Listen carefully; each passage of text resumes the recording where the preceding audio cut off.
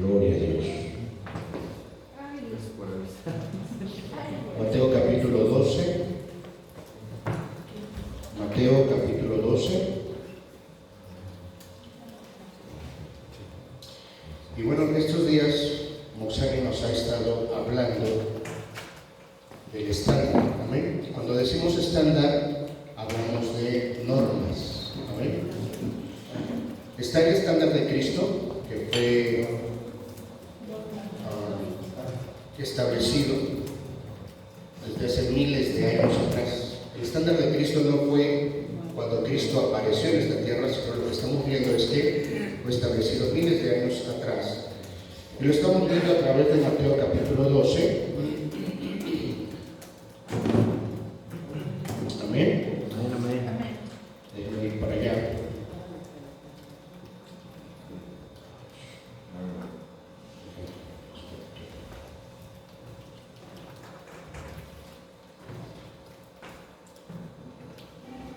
Y toma tres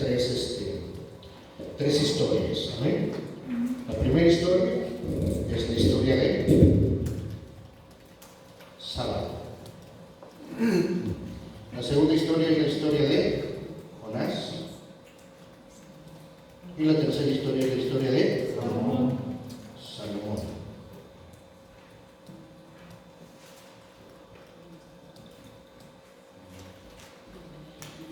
Nuestro amado Señor Jesucristo magistralmente, hermano, muestra a los fariseos el estándar correcto.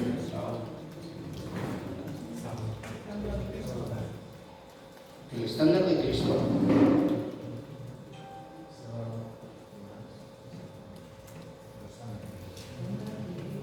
fue establecido hace miles de años, tomando la historia de cada uno de estos siervos de Dios y la historia del sábado. Amén. Todo esto está registrado en Mateo capítulo 12. Vamos a ver. Verso 1. Si alguien me puede ayudar a leer también, por favor, si son tan amables. Vamos a ver primero lo concerniente al día sábado. Amén. Veamos cómo se establece el estándar de Cristo y el estándar de los fariseos. Pastor, en aquel tiempo iba Jesús por los sembrados en un día de reposo, y sus discípulos tuvieron hambre y comenzaron a arrancar espigas y comer.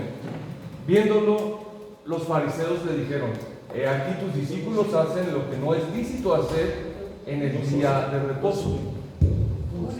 Pero él les dijo: ¿no habéis leído lo que hizo David cuando él y los que con él estuvieron o estaban tuvieron hambre?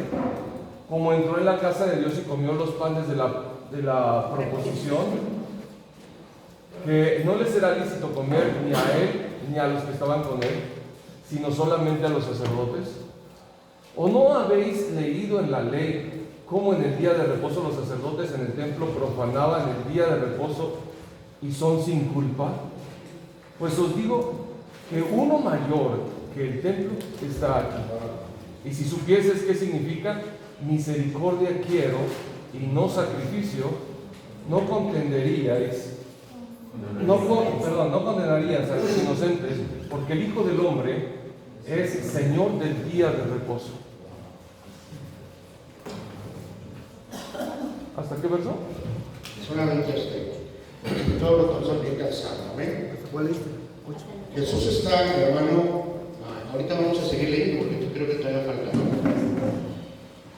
Jesús está estableciendo el estándar absoluto y nosotros tenemos que movernos por estándares absolutos. No podemos ser ambiguos, no tenemos que ser legalistas, no tenemos que ser fariseos, tenemos que tener el estándar absoluto de Cristo.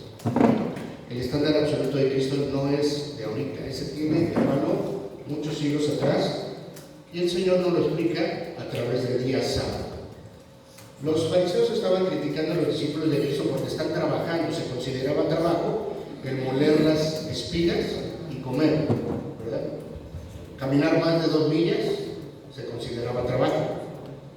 Amén. Hacer algún trabajo en el templo se consideraba trabajo. Todo eso era, para el estándar de los fariseos, pecado. Pero entonces analicemos el estándar de Cristo. ¿Cuál es el estándar de Cristo? Y les hablo. Sigamos leyendo, pastor Larito. Sí.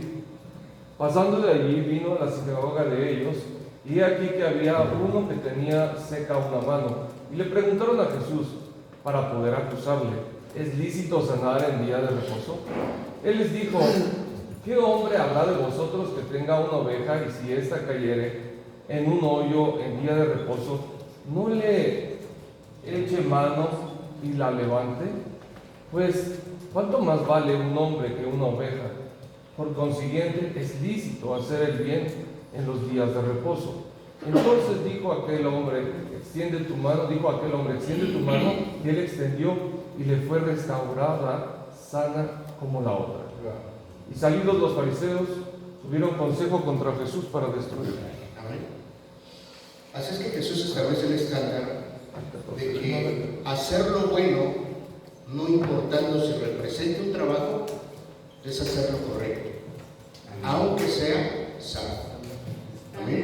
Eso ya lo estableció el Señor de esa manera, pero lo estableció dándonos el ejemplo anterior. Dice ahí,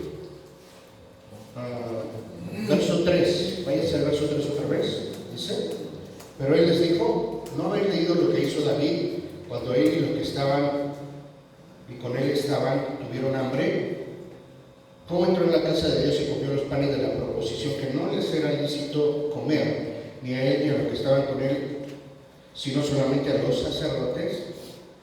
Amén. Había un grupo de hombres que posiblemente hubieran muerto de inanición, quizá, muy probablemente, y además estaban haciendo un trabajo importante en el reino, y tenían hambre, y había panes que podían comer. Si David hubiera tenido un estándar incorrecto, un estándar fariseico, nunca hubiera hecho que sus hombres pudieran ser alimentados. ¿Y ser alimentados es bueno o es malo? Bueno. Amén. Escuchar la palabra es bueno o es malo. Lavar los trastes es bueno o es malo. Todo es bueno, ¿no? Obediencia. Por ejemplo, eso es muy simple, es muy simple. Nosotros estamos haciendo el aseo allá adentro y nos dicen que hagamos el aseo allá adentro y nos tenemos que sujetar a eso, ¿no? Pero alguien entra y nos dice que el pastor quiere que estén allá afuera para escuchar ¿cómo se llama? La prédica, y es menester estar acá porque tenemos que obedecer también al Moisés, ¿no es así? Ambas cosas son buenas, entonces tenemos como equipo que repartirnos el trabajo para cumplir allá y para cumplir acá. Sí. Más allá de tener un estándar fariseico y de decir, entonces, vénganse todos, porque como lo quieren, ¿se me está explicando? Ir a la discusión, ir a la división, ir a la crítica, es lo que no tenemos que hacer según el estándar de Cristo. ¿En qué ejemplo nos lo ponía nuestro Moisés el día de ayer? En el ejemplo de la mujer, que ayer también, en la noche, en el ejemplo se me quedó muy grabado, no sé por qué, de la mujer que iba a ser apedreada, ¿no? Y qué importante, hermano, que como estos fariseos, en primer lugar, hay dos cosas muy tremendas, esos hombres eran malos de corazón, malos. ¿No es verdad que ellos mismos ponen las trampas y quieren poner en tela de juicio las palabras del hombre de Dios, en este caso Cristo? ¿Cómo es que sorprende a una mujer en el acto del adulterio si cuando una persona adultera se supone que nadie sabe que lo está haciendo? ¿Y cómo es que ellos sabían dónde estaba la mujer y lo que estaba haciendo? ¿Sí me estoy explicando? Si no es que ellos mismos hubiesen puesto esa trampa, ¿verdad? Vea qué perversidad. Yo no veo solamente la maldad, sino la perversidad del corazón de los fariseos para hacer eso, ¿no? El estándar de Cristo era bueno.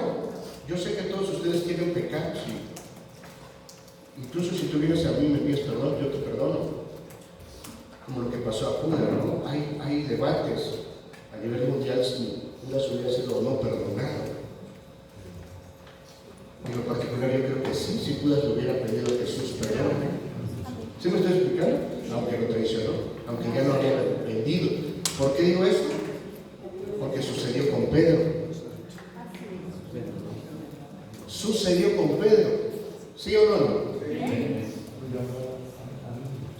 Después de que había resucitado, se les apareció en la orilla de la playa. No habían pescado nada, que era por ejemplo que habíamos visto el día de ayer. Y Pedro también le había negado, le había traicionado, además de los otros hermanos. 10 que le habían traicionado.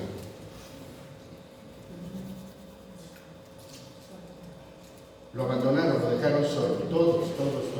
No hubo uno que respondiera por él.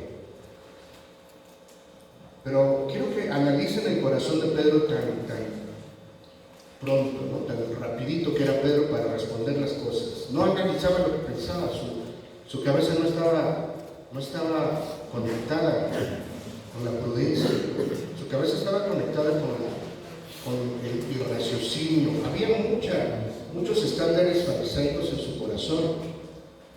Rompamos con eso, rompamos con eso. Así es que Pedro se acerca, o más bien están pescando, y no pescan nada toda la noche,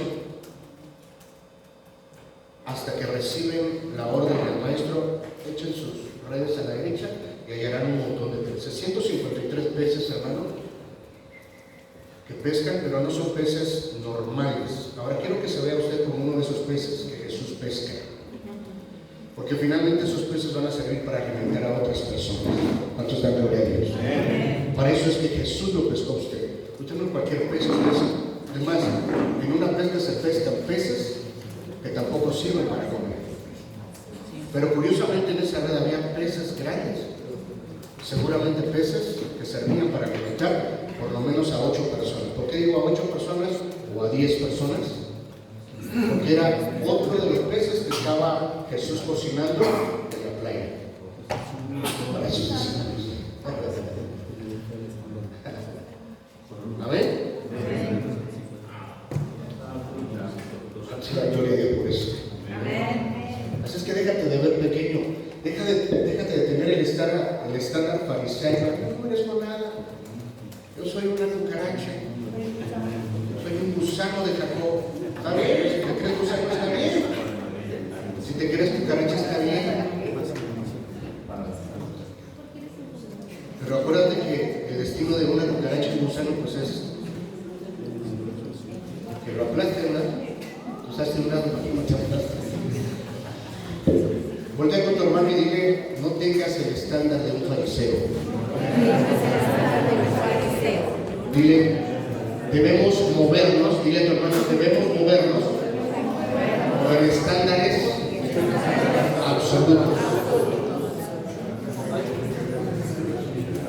Esto tiene que ver con concluir. Diga conmigo: concluir. Concluir, ¿verdad? Concluir es pensar igual. Yo tengo que concluir como el maestro concluye. Jesús concluyó en estándares absolutos que se establecieron, hermano, de una manera absoluta. ¿Para qué? Para que a futuro, con una generación que todavía no existía, como lo que acabamos de ver en Isaías 43, 18 y 19, está hablando Isaías a una generación que todavía no existe, pero que ya va a traer las respuestas correctas para su época, para su tiempo. Queridos hermanos, la palabra de Dios se nos dio con el estándar correcto y el estándar de Cristo, para que, aunque todavía no existíamos, pero que Dios ya había planeado en nosotros su propósito de vida eterna, pudiéramos ser las personas que pudiéramos movernos con estándares absolutos para poder dar la respuesta correcta a esta generación que se está perdiendo y que tenemos que ganar a través del Evangelio. ¿Cuántos dicen amén? Ay, pues es que no estoy grabando. Por cierto, hablando de grabar, por favor, usted tiene que anotar lo que se está dando acá con el Monsale, por supuesto. Apuntar, ¿no? Registrar, tiene que registrar. Si no registra, grabe, ¿verdad?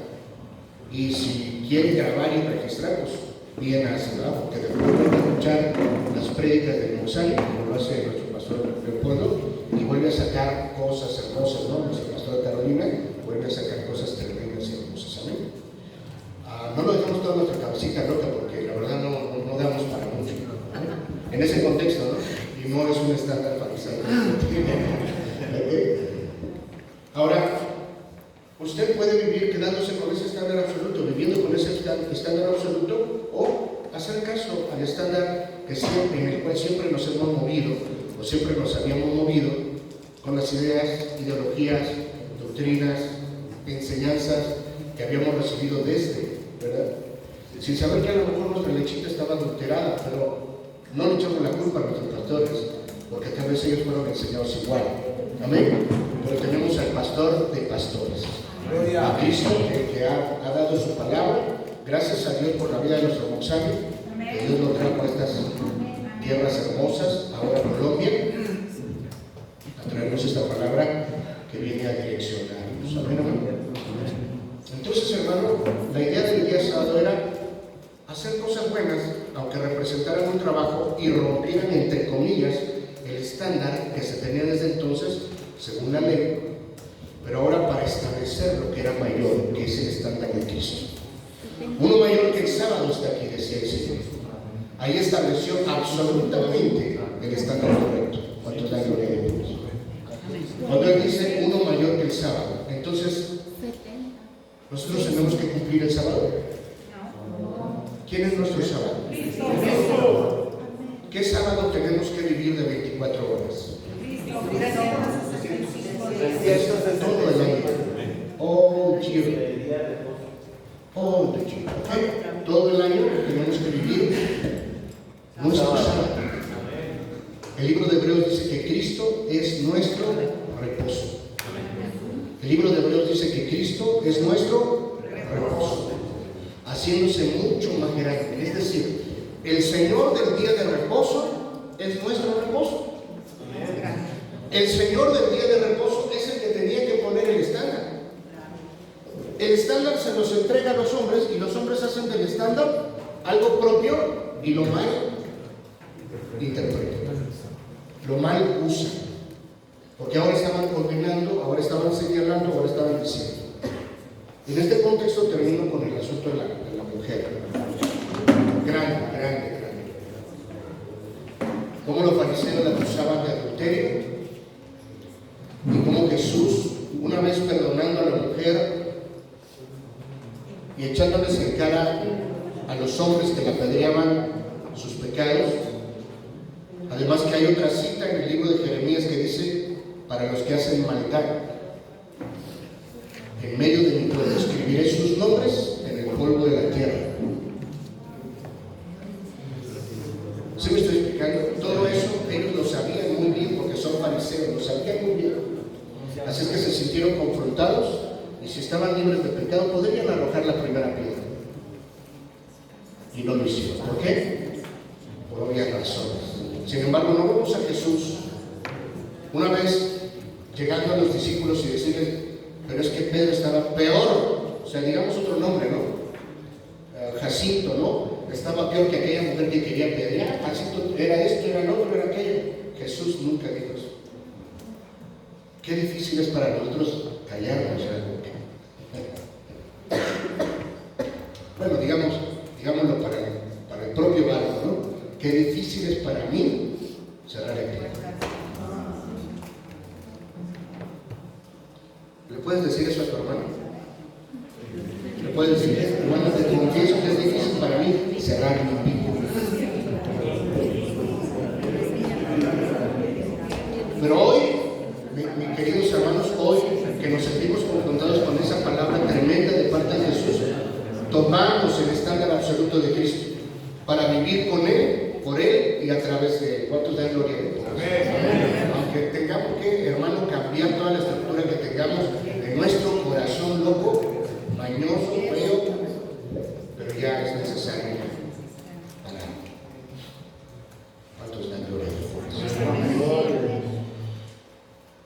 Otro sobre el asunto de Jonás es que los fariseos piden señal. Como yo no tengo mucho tiempo, solamente así de rapidito.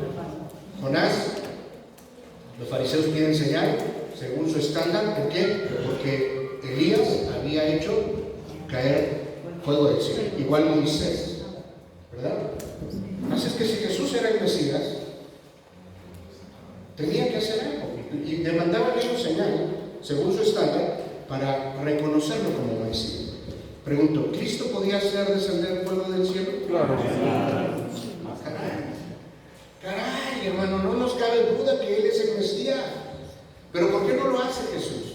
¿Por qué nos evita tantos problemas y no lo hace? Y además les dice, pero señal no les será dada. Además les dice así, pero señal no les va a hacer nada. Esta generación mala incrédula demanda señal, pero señal no les va a dar. Sino la señal de quién? De Jonás el profeta. Y Cristo cumple a la perfección esa señal. Pero escuche, esa señal solo fue para establecer el estándar absoluto. ¿Cuántos dan gloria a Dios? De tal manera que nadie de nosotros se puede mover porque alguien te demande señal. ¿Cuáles son tus credenciales? A mí una vez me preguntaron en Monterrey. Yo no tengo absolutamente nada. Aunque yo sabía que estaba todo aquí adentro. ¿Se me está explicando? Yo dije, yo soy un ignorante, no sé nada. Yo solo amo la palabra de Dios, acá. Ah, no, pero tú tienes que tener como que milagros, como que alguien se levantó de una silla de ruedas, hermano, y todas esas cosas han pasado, y no dudo que en el transcurso del ministerio de cada uno de ustedes, la mano poderosa de Dios se ha visto. Pero solamente el diablo demanda señal, ¿viste? Si eres hijo de Dios, que estas piedras se conviertan, porque solamente el diablo pide. Entonces nosotros no tenemos que ser movidos por el estándar de un fariseo que te diga, dame tus señales. ¿Sabes qué? Eso no tiene nada que ver conmigo, ¿verdad? Entonces ahí tenemos que tener mucho cuidado con el asunto de que, bueno, me voy a ser entrevistado y hoy voy a decir todo lo que... No, hermano, usted tiene que ser muy prudente y tiene que ser siempre direccionado por el Espíritu Santo de Dios. Amén. Si le demandan por alguna pregunta razón del Evangelio, entonces hable. La gente tiene que ser ganada y cuando es necesario hablar, hable. Nuestro testimonio dice más que 1000 palabras. Amén. Amén. Nosotros también predicamos con nuestra forma y nuestra manera de vivir. Hay un dicho que dice, no te puedo oír por el ruido de tus hechos. Repito, hay un dicho que dice, no te puedo escuchar por el ruido de tus hechos. Amén. ¿Por qué? Porque tengo un estándar incorrecto. Pero cuando tomo el estándar de Cristo, entonces, bendito sea Dios. Y por último, Salomón. En cada una de estas dos historias, dice que aquella generación de los ninivitas se va a levantar y van a juzgar a los que no creen. A Jesús, que es más grande que cualquier señal. ¿Son bonitas las señales? ¿Son bonitos los milagros? Todo eso es hermoso, pero no. Déjame decirlo en palabras mexicanas coloquiales. No te claves. Qué bueno, o sea, qué bendición que vengan las señales. Pero la figura está en Elías y Eliseo. Cuando me veas que soy arrancado de ti, entonces una doble porción vendrá sobre ti. Amén. ¿Y qué pasó con Eliseo? Andaba clavado en las señales. ¡Wow! ¡Qué tremendo carro de fuego! No, él estaba clavado. Mire, hermano, yo no sé si él podía mirar hacia varias partes al mismo tiempo, pero dice que él estaba agarrado de la capa de Elías, del vestido de Elías. Hasta el baño iba. Hasta el baño iba con Elías. ¿No? Que cuando vino esa señal era buena o era mala. Era buena señal. Pero era una señal que venía con todo el propósito de desviar la visión de Eliseo de su maestro.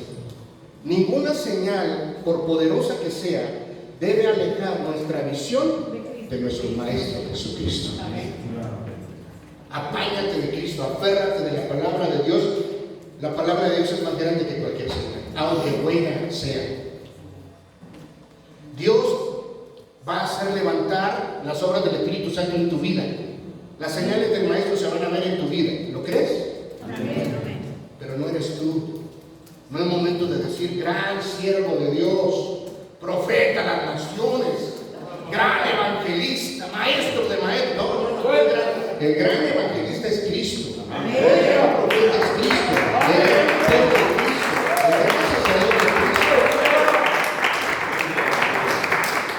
Aunque se manifiesten grandes cosas en tu vida y aunque puedas resucitar muertos, al nombre de Cristo sea la gloria. Esas son señales que no deben desviarte de tu objetivo y de que ames profundamente a Jesús. Estándares absolutos que tenemos que tener solamente se encuentran en Cristo, no en mi denominación. No.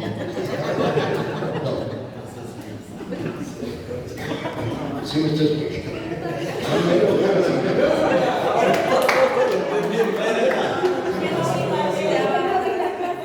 No en mi denominación. Una más.